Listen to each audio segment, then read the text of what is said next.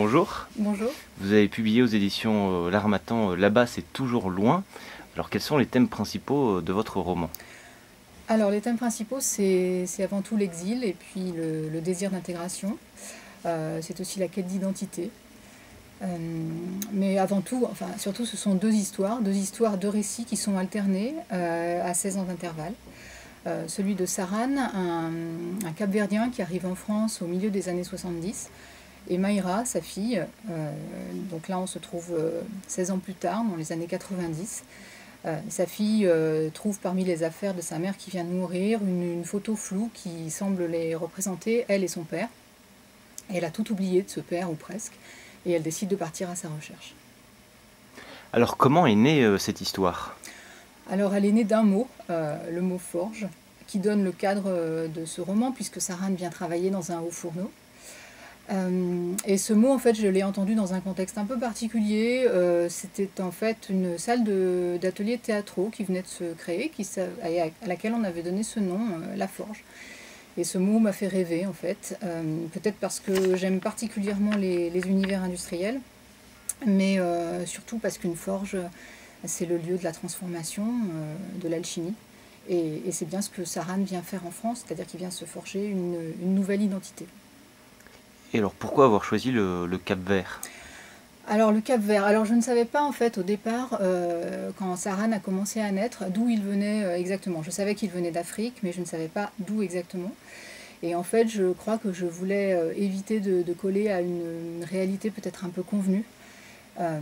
Et puis il y avait aussi le fait que le Cap-Vert c'est un archipel, que les îles sont des endroits de métissage, différents peuples les ont envahis parfois.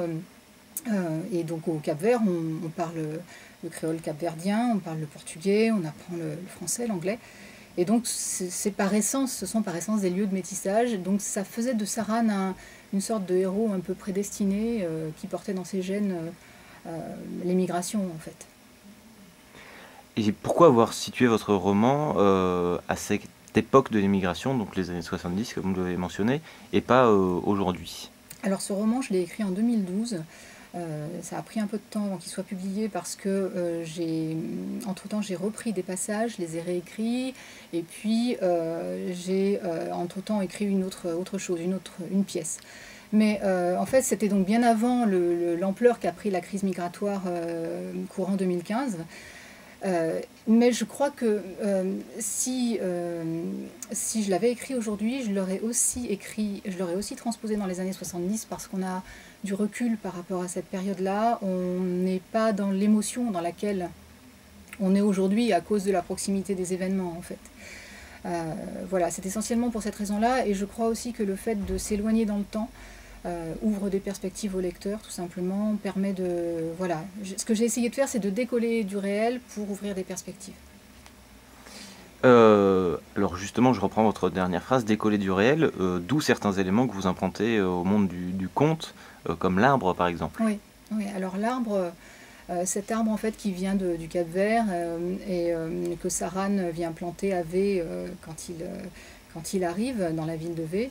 Cet arbre, en fait, je ne le nomme jamais, on ne sait pas de quelle espèce il s'agit, on sait juste qu'il sécrète une résine rouge qui guérit les petites blessures.